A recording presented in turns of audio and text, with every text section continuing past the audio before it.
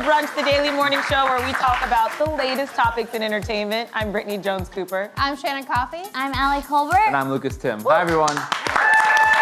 Happy Monday. Happy Monday. Happy Monday. Well, you guys, as Japan celebrates their first Grand Slam winner, Naomi Osaka, from the U.S. Open this past weekend, Serena Williams tackles tennis and sexism, gaining support of the WTA and USTA chiefs. This was so hard to watch. So did you guys see what happened? So to be honest, I was napping because I was really hungover. Thanks to these two. You're welcome. But I woke up immediately to. What about me? And actually, it was actually because of Allie. I just dipped out before the last bar. Yeah, no, but it was because of you. But then they pushed it to the edge. But I handed you that first drink. Oh, 100%. I walked in the door. Allie's like, "Let me make you this drink." I was like, "Great." Thanks to my co-host. But yeah, I watched the videos immediately, and what it seemed is just like she. So explain what happened.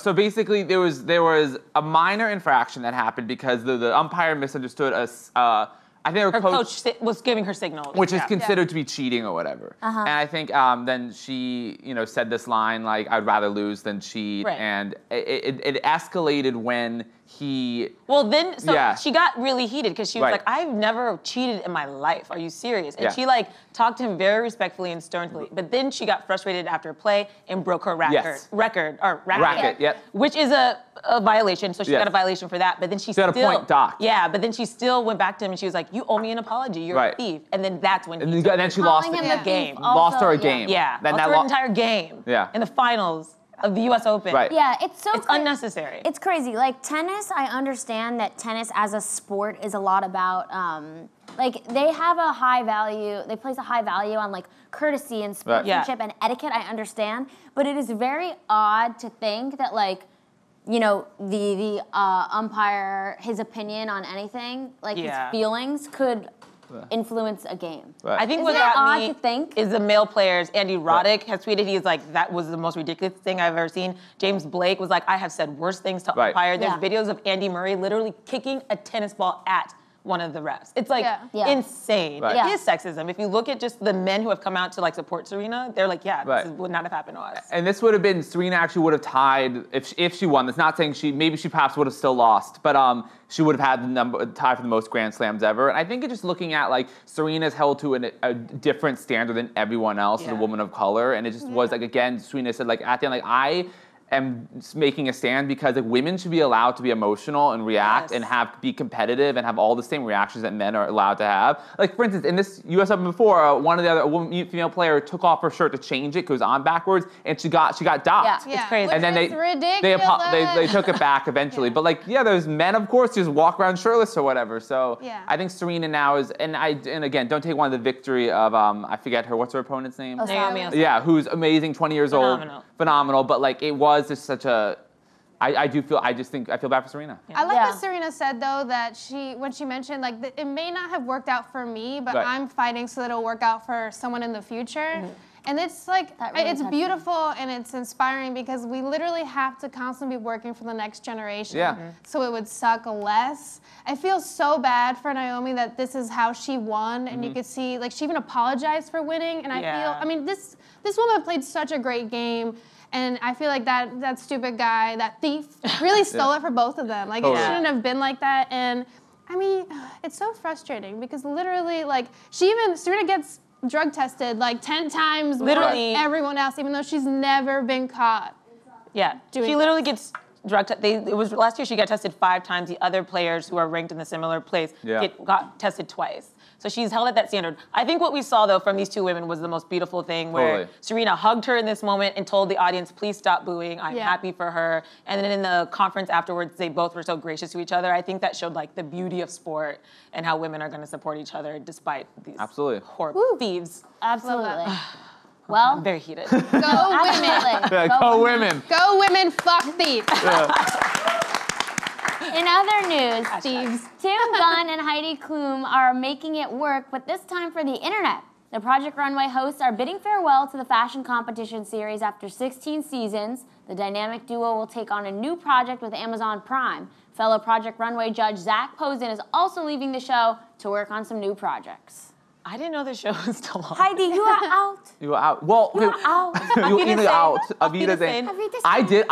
Okay, so I watched Project Runway when it was on Bravo for those first like 5 seasons, and it was really good. Then it moved to Lifetime. It was Weinstein, which Of course was you did, you Bravo boy. I know. I'm a Bravo loyalist. It moved to Lifetime because Weinstein, which was the company that owned it, Lifetime paid them more, whatever. But significant this season is Bravo's now bought the rights back, and they're bringing it back to Bravo. But now these two are leaving the show. Yeah. I know. What's a Project Runway without Heidi Klum? It's kind of hard. Yeah, I think though moving to Amazon is going to be a really good call. As we know, Amazon is taking over the world. They're really kind of putting a lot of money into retail. They have the Amazon Prime wardrobe now, where they send you a box of clothes, and then you can send it back. And so they realized that there's like the value in fashion. And with this show now, they can monetize it. They can show these clothes and then sell them on Amazon. So it's just them taking over the world, which I hate. Like, I'm so anti-Amazon, but they will not stop. But literally it'd be like, look at this look, and be like, oh, pause, and then click, click, click, buy. And like all of a sudden, like, I'll just go like, 2-day shipping as it arrives at your door. And there's the outfit that But that is what's gonna happen. Yeah, no, and like in everything, because Amazon is a retailer. Amazon Prime is a way, the TV shows are a way for you to get 2 free-day shipping. That is what it is. Like it's, yes, they're gonna make Lord of the Rings series and Mrs. Maisel and all sorts of stuff, but really they want you to get that subscription so you will then get 2-day free shipping and keep buying stuff on Amazon. And it's working. Buying stuff on Amazon is so easy though. I like it. Buying stuff at all on the internet is so easy. Like I wake up in the morning, or like if I wake up like, 3 a.m., I'll pick up my phone and scroll, and Instagram will be like, do you want this weird ass sweatshirt for this much? And I'm like, oh yeah. And I buy things in my sleep, and then usually it works out, so I'm happy because I'm very, like, I know myself, so even in my dreams I'm shopping well. But it is like money that I don't want to be spending. Right. Yeah. I don't know, I guess I'm scared for this future because I might just buy everything and then I'll be living on the streets with a really great wardrobe. That's the problem with Amazon Prime though, is I think it encourages people to buy things that they do not need. Yeah. And I find that without having an Amazon Prime account, I am more conscious of what I'm buying and purchasing. Right. I'm just saying, guys. It's so the hard. 2-day free shipping. Help save brick and mortar, okay? Go shop in stores. Jeff Bezos will literally buy America soon. He's a villain to me. He's like a movie you and Bernie villain. Sanders. Bernie Sanders is going after him hardcore. hardcore. He seems like a villain to me. I don't know. But I don't know. I think this show could have legs. It could survive if they bring in a big model to replace Heidi. So I think Gigi Hadid has been in the talks. I think somebody like a Kendall Jenner. I love Gigi's voice as a host. Hey guys, it's me, Gigi. I'm like, all right. I like these heels a lot. Is that what she sounds like? Yeah, like if you watch her story, she's like, I'm in Paris again. And like, it's just really cool. Zane's here. And you're like, whoa, I love it. Did not expect that. Gigi, Kara, Kendall, they all just drink and hook up with each other. Yeah. Is that a porno or the new Project Runway? I mean, I think it's a new Project Runway. I'd watch it. Why not? You're giving Andy and the Bravo execs a lot of ideas right now. Yeah. I feel like we give everyone For so all many those good Bravo ideas. execs watching. Yeah, all those Bravo execs. We know you watched. Well, speaking of fashion, now it's time for today's first guest. Micaela Erlanger is one of the most powerful and sought-after celebrity fashion stylists in Hollywood. Her A-list client roster includes Black Panther actress Lupita Nyong'o, Crazy Rich Asians star Constance Wu, and the one and only Meryl Streep. She's also been named in the Hollywood Reporter's 2018 list of most influential stylists. Everyone, please put your hands together for Micaela Erlanger. It's nice. Hey, can I have a clock? Wow. Woo.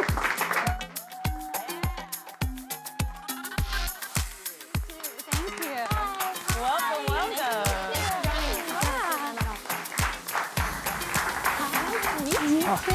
Wine, yes. How you doing? Welcome to our table. Thank you for bringing booze. We always appreciate that. We love an excuse really to drink wine. Never too early. Yeah. Can we just start off by what this wine is really quick, since it's just sitting here? Actually, yes, this is Sterling Vineyards, and it's the official wine sponsor of the Emmys. So it's a perfect Emmy gold. opportunity for us to toast. Cheers. Start with a little Yes. toast, because we've got a lot to dig into here. Yes. Cheers. So my first question for you is, you're one of the top stylists in Hollywood. When you hear that in your description, are you sometimes just like, oh my God, how did this happen? Like, what has your journey been like to get to that? You know, I've had quite a journey. I always knew I wanted to be a stylist, but I didn't know exactly how about getting there, you know, it would go. And I have been doing this since before I could remember. Really, in college, I started interning, and then, you know, jobs started coming, and my experience grew, and here I am many years later. Who was your first like big client where you're like, Michelle Dockery, who's actually attending the Emmys this year. That's amazing. Yeah, and Michelle Lady introduced me to Lupita. Oh, perfect. So, yes. But Michelle was great. I started with her on the Downton Abbey tour, and now she's nominated this year for Best Actress for Godless. Yeah. So I'll be dressing her for the Emmys just coming up. That's so exciting. Yeah, And very exciting. what trends do you think we'll be seeing at the Emmys, like on the carpet? You know, I'm actually really excited about the Emmys this season. And I think the Emmys are a really cool show anyway in terms of red carpet fashion. I think that there's a lot more levity and flexibility in what you can wear in terms of like dress codes. So I think we're gonna see a lot of 90s. There's a lot of 90s influence right now, whether it's neon colors or cutouts. There have been, you know, a lot of 90s trends on the runway this fashion week. Pastels, statement ruffles. Rodarte just had the most beautiful collection show, and it was all these big statement sleeves and statement ruffles. I think there will just be a lot of color. I think it's going to be a really positive mood. And maybe some pants. Lots of power suits this season, too. You're the woman. Yeah. I love it. Is there a color that's the color, though, for the Emmy season? So there's a lot of pink right now, whether it's like a millennial blush pink or if it's a bit more saturated. And then a lot of neon. In just about every major collection that's shown this fashion week, we've seen a lot of neon. And I'm excited. So I think that there's a glamorous way to interpret that. But it will be a good season nonetheless. Absolutely. Yeah. So Any lines have you seen so far in Fashion Week or coming up that you're really excited about? yeah, it's really hard to choose. So Brandon Maxwell just showed this week, and his collection was so fun and so beautiful and full of color and energy. Cushney et Ox is another favorite.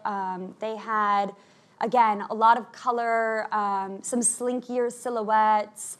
Rodarte, as I mentioned, was just like a confection of like gorgeousness. So that was really fun. Christian Siriano always brings the glamour. He just showed over the weekend, and Badgley Mishka, it was their 30th anniversary show, and I actually happened to style it. So lots of pastels and pretty romantic colors. But I think it's really nice that there's this I don't know, sense of whimsy and happiness on the runways, you know, in light of what's going on in our world. Totally. So I think that it's going to be a really happy and positive Emmys red carpet, and I'm just excited to be a part of that. It certainly is going to be very polished and never dull. So I think it's going to be a really awesome season. And I'm busy. I have 3 clients attending this season. Who else? So I have Michelle Dockery, who's nominated for Godless. Tatiana Maslany, who, oh my God, I love Tatiana. who I'm very excited for so as well. fun. Yeah, I love her show. She's great. She's great. Do you guys watch Orphan Black? I have seen it. Yeah. It's literally #1 best show of all time. It's brilliant. And then Constance Wu, who is in Crazy Rich Asians. So That's so fun. How do you make sure, because since you're designing, since you're for 3 women, 3 different actresses, how do you make sure you don't all give them the same look or make them all look good but different? You know, it's really a collaboration. It's also very personal. So I'm always looking to highlight my clients' personalities. It really is an authentic representation of who they are, and it's a very collaborative process. So I'm never interested in having anyone look the same. That would be a disservice to my clients. But also it's fun, right, to have totally different looks and to highlight everyone's individuality. So, you know, maybe someone's in a gown, maybe someone's in a cocktail dress, maybe someone's in a pantsuit, you know. It really just, it varies. As a stylist, like, and when you're styling celebrities, do you have, I'm sure brands reach out and are like, okay, we want you to wear this, or like, we would like to see someone wearing our work on like the carpet. But how does that work with like, you are getting pieces, like you pull pieces also that you like and you think they would like, and I'm sure you're also dealing with that. Like, where do you get clothes? Essentially. How do you do your job? I'm curious because... Yeah, you know, it always starts with a conversation, and I always have a point of view in mind for, you know, my client and where it is that they're going or what's the message that they're trying to convey and promote through their fashion choices. And generally there's a little bit of picture sharing, and then I reach out to the designers and I approach the brands that I think would be the right fit for my client. Sometimes we have special things made. I cannot disclose who or what, but I have some custom pieces this season for the Emmys for some of my clients. So there's some special things. But it's always a process. You have to be open-minded and try things on. Sometimes things work, sometimes they don't. But I always go in with a very specific intention in mind. And at this point, my clients and I are so collaborative. Yeah. It tends to go well. So what are your tips for us schlubs at home who are watching the Emmys and we want to kind of replicate these styles? Like, is there a way that we can kind of bring that glam into our own lives? Absolutely. I think confidence is everything. I think setting the tone for the evening is everything. Pour yourself a little Sterling Vineyards. Always. Turn on some tunes and have fun. Have fun with your fashion. I think fit and style are so important. You have to look good from all angles when you're being photographed, and you just have to feel like the best version of yourself, because that's going to radiate and shine. And that confidence is ultimately what matters. Well, so that is some wise words from the next Listen to music and drink. Yeah, I love it. Micaela and the Emmys, thank you so much for joining us. Thank you so much. Cheers. And moving on, Nicki Minaj and Cardi B put on a different kind of show at a New York Fashion Week party on Friday. The long simmering feud between the rappers exploded, with Cardi allegedly throwing a shoe at Minaj. Nicki left the party seemingly unscathed, but Cardi was escorted out with a visible bump on her forehead. Let's take a look at what went down.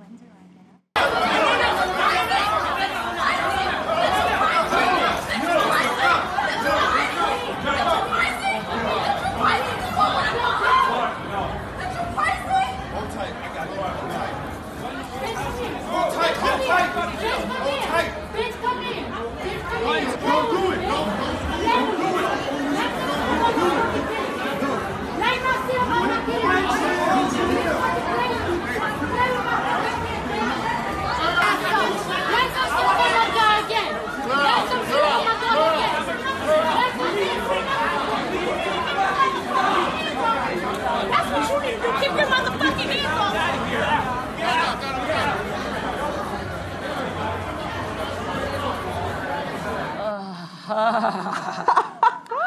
I was like this yesterday looking at these videos like, this is all I was reading.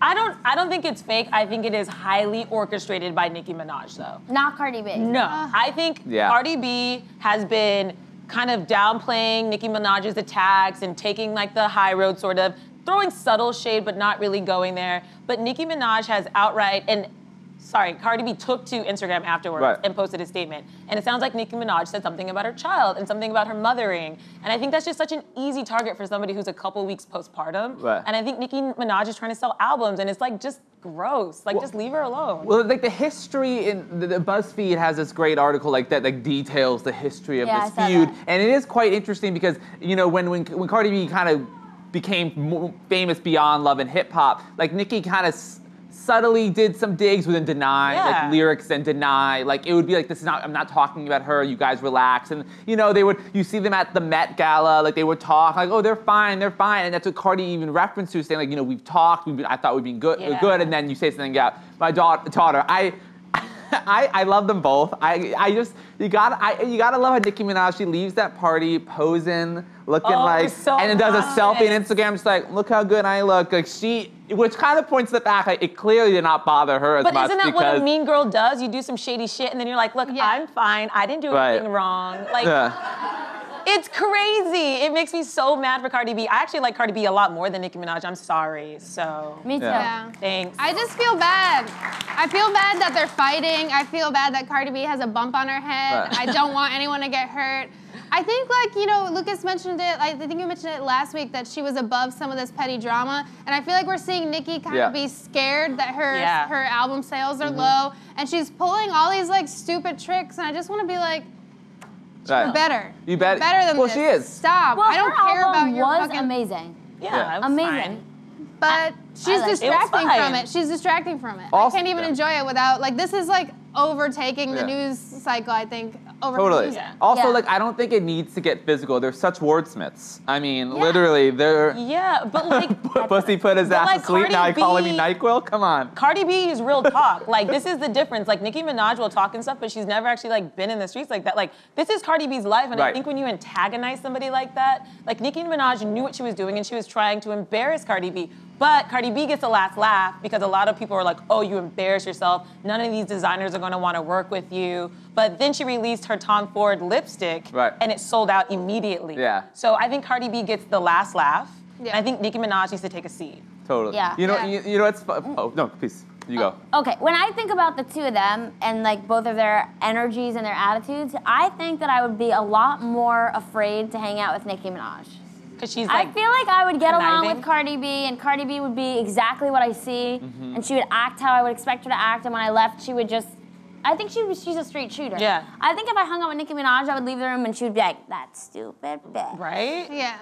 I mean, they might both call us a stupid bitch if we left the room. But Nicki does play so many more characters. Like, Cardi has one character, and I feel like Nicki's like, today I'm Barbie, today I'm a monster. And you're like, what's happening? I don't know. I feel like she's just a chameleon, and she's playing all these different roles, and it makes me think she's a little bit shady. And she's so talented, but I'm like, maybe there's a little bit of jealousy there that Cardi B is so successful, a mother, has a man. We know Nicki's been like, I love being single now, but I'm like, do you? You've been talking about how much you love being single so much. Sounds like a lie. And according to Cardi B, Nicki Minaj has actually like threatened other producers and rappers that they shouldn't work with Cardi B or they can't work with her. So like you said, she's kind of like stealthy and has done things. She's in her corner. She's they are very similar in many ways. Yeah, but it's like, why can't they be like Serena and Naomi and just be like, look, there's room for both of us. Well, you know? Because music, they like pitting, the music industry loves pitting women against each other.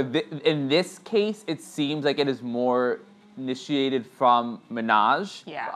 But I like to just compare this to like the Taylor Swift, Katy Perry. I feel like how white girl gossipy that is compared to this one. Like that is over like a dancer and it's all gossipy on Twitter and whatever. And then finally, what was it?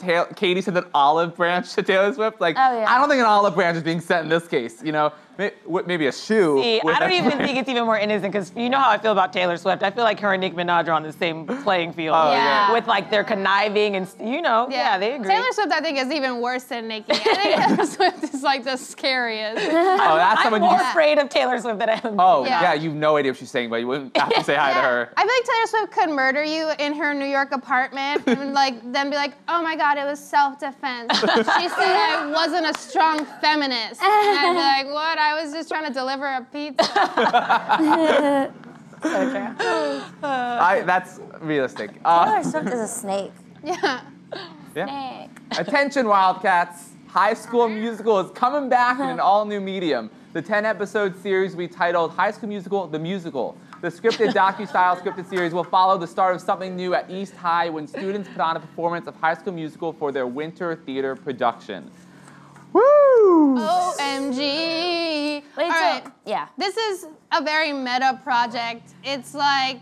Okay, so essentially, Disney's new streaming service, they are now making a 10-episode scripted series, filmed mockumentary style, like it's documentary, but it's not scripted, about students in East High, which is the high school that the original movie took place, putting on a show that is High School Musical. Every episode, they sing an old song, like Wildcats, In the Air kind of thing, and a new song. So they'd be like performing, and they'll be like, I'm depressed because you dumped me. Like, so it's like a musical within a musical about a musical. That is this show coming out on the Disney streaming service. Woo! I need to relax for a second. Have a drink. Yeah. Isn't that wild? It's a musical within a musical within a musical. It's a mockumentary, but it's a series. But it's also, like, how can they, I don't understand how they could do the musical of the High School Musical at the same high school. Right. So it's not like it's... How does that work? It doesn't make sense. It's like me being like, yeah, I remember when those seniors had all that drama and they were singing those personal songs. And I've memorized their personal songs. Yeah. When I was That's weird. But is it supposed to take place at... Is it just also called that high school, or is it the high school that the musical actually was the first one that took place They have the same name, so I'm assuming it is the same high school. But that could be, maybe it's different. Maybe it's the real, I don't know. Why would they do that? I don't know, but it is exactly that. It's like, oh, when we were in middle school, remember when those high school students got on top of the tables at lunch and like started singing? Why is it called High School Musical, the musical? Isn't that repetitive?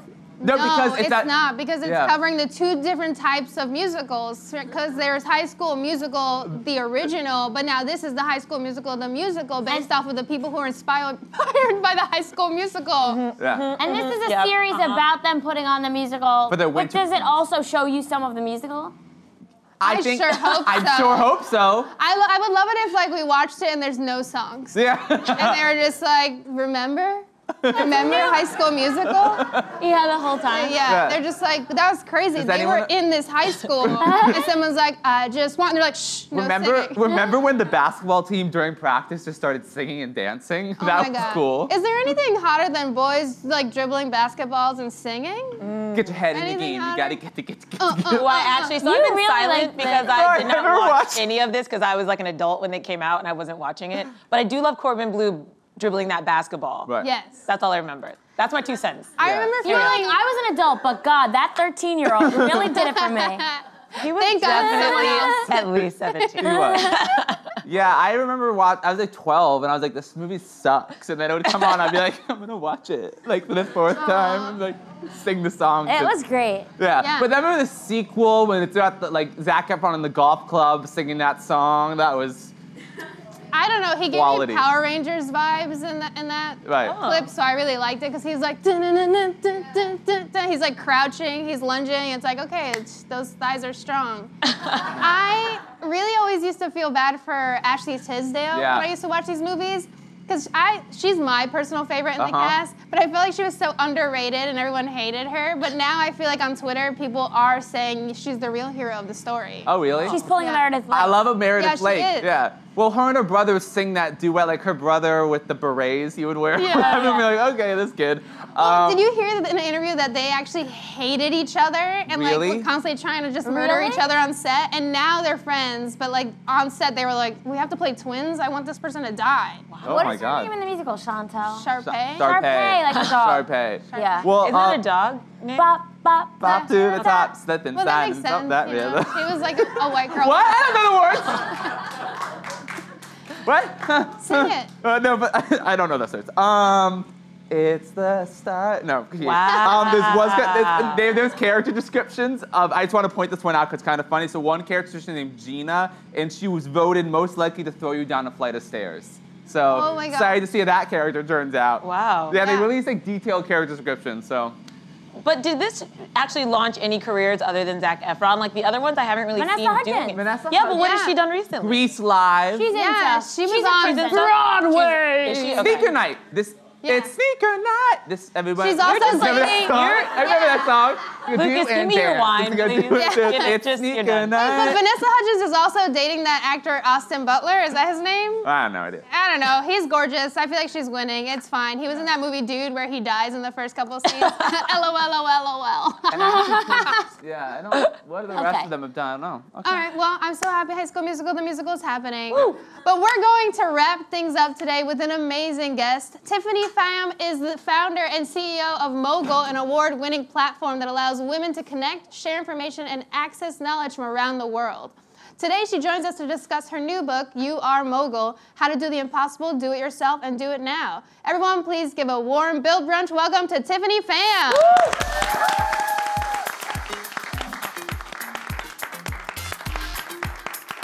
Hi, Lucas. So nice to meet you. Hey, Allie, nice to meet you. Hey, nice to meet you, Tiffany. Hello, welcome to the table. Thank you. Woo! So thanks so much for being here. Thanks so much for having me. Here's your book.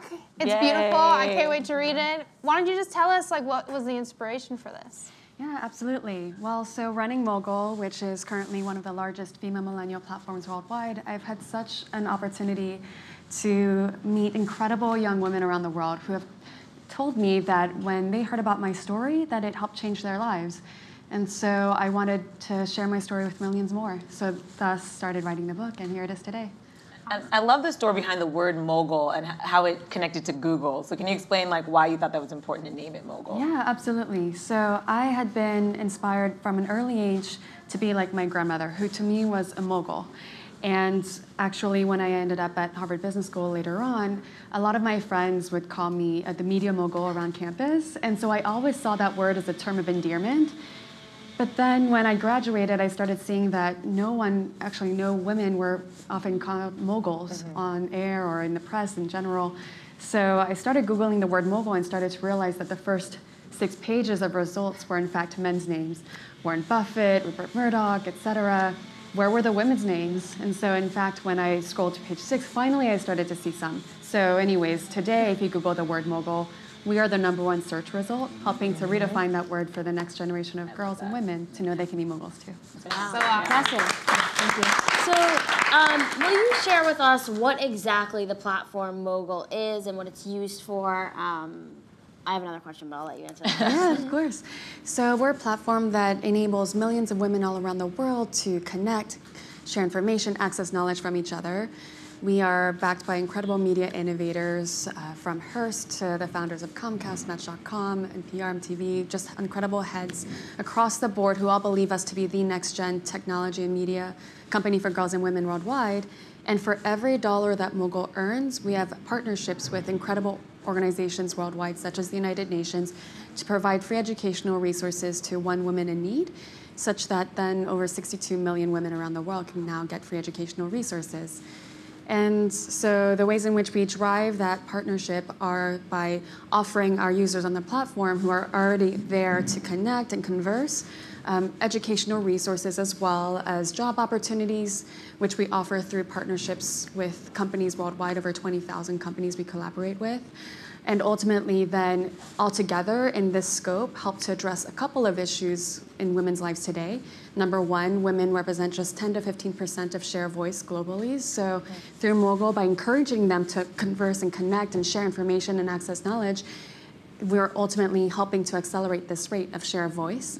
Two, by partnering with companies all around the world to offer up jobs and internships through the Mogul platform, and thereby get these opportunities top of mind to our talent and accessible to our talent, then therefore we're accelerating the rate at which women are being placed into managerial positions and above currently as well. Right now we represent just 10 to 20% of top leadership positions, so it's going to take women until 2085 to reach parity with men. So this is also addressing that. 2085. 2085, all right, so we have some time. So hopefully through this scope we can help address that issue. Yeah. And then finally, our final partnership with the United Nations and more, providing free educational resources to women worldwide. If we weren't doing this, there'd be actually 62 million women around the world, girls, who are prevented by their societies from attending schools because of their gender. So this is another reason why we must work on this today. Wow, so that's a very noble cause. Yeah. Thank you. Thank you for doing it. Well, you have such an inspiring story. You're Vietnamese and you immigrated here from France and you didn't speak English, and you were able to gain influence by learning coding. And I like that there's several points you make in your book and in life, is that empowering women through technology, but also, which I did not know, is getting funding in a male-dominated system. And I did not know only 2% of VC money have gone to women in 2016, I believe. But I think you did an interesting way to raise money that empowered you. Can you speak to that? Yeah, absolutely. So, so basically, at the very beginning, I knew no one in the industry. So basically, was so lucky as to have a friend send out a bunch of notes. A friend that helped all throughout my life and his life, and to whom I owe so much. But at the time, I just wanted to help. And so as a result, when it came time to help me, he jumped in, sent a few notes. One of the first people he introduced me to was the founder of Match.com. So that was the first person ever that I pitched to. Can you imagine? It was such a terrible, in hindsight, decision to do that, especially because I made so many mistakes pitching him. But luckily, he read into my passion and he connected with it. Actually, it's not mentioned in the book, but it's also, he connected with it because he had had a similar story launching his platform and seeing how when he was not funded, he had been, as a result, losing users. And so as a result, he didn't want me to experience that obstacle. So he funded it. He became our first investor advisor. And then that started a snowball. Then Gary Vaynerchuk came on board as an advisor, investor. I'm sorry, just an incredible force, as then more investors came on board. And then all of a sudden that started the momentum, a snowball, until then I was able to establish a standard for ourselves, especially as you see many female founders now share some Me Too incidents throughout their fundraising process. What I did was I established a time frame during which I felt safe. My safe environment was tea time, 3 to 5 in our own offices. So smart, yeah. And so I would invite all of our investors to come 3 to 5 to have tea with me. And actually that ended up being a huge pro because that also helped to sift out the ones who would be willing to come to then even show me more who was more likely to say yes. Wow. So it was self-selecting. Yeah. I think it's just an interesting lesson that women can learn kind of outside of tech as well. And also, you said something too that we're in the era of creating movements, not just companies. So I think it's really interesting. I haven't heard that before, but I think that's so true. Is that what you're trying to do with Mogul? It's not just a company, it's like a movement? Absolutely. I think with Mogul, we are trying to stay true to our mission, which is enabling women through information access, economic opportunity, and education. And we're building, therefore, not a company, but a movement towards those issues and addressing them in every way possible. We address them through our team, our culture, our workplace, our users, all the ways in which we monetize. Every single part of our business model is aimed towards this. And as a result, it's not just a company, it's a movement. Your career has been so impressive. Who did you write this book for, though? Who do you hope picks this up and reads it? I wrote it for the millions of women around the world that I hoped would be inspired by the stories and ultimately learn from my mistakes, because obviously when you read the book, you realize that I don't just share all the glory. I share many of the mistakes along the way, and that's the most important part of all. And so I'm excited that in every single phase of my life, I share the biggest things that I learned, and then ultimately, I hope that all the readers that read it enable themselves to become moguls today. Amazing. I love that. Well, Tiffany, thank you so much for joining us. And you can pick up your own copy of You Are a Mogul on bookstands today. That's all from us. We'll see you tomorrow, same time, same table. Thank you.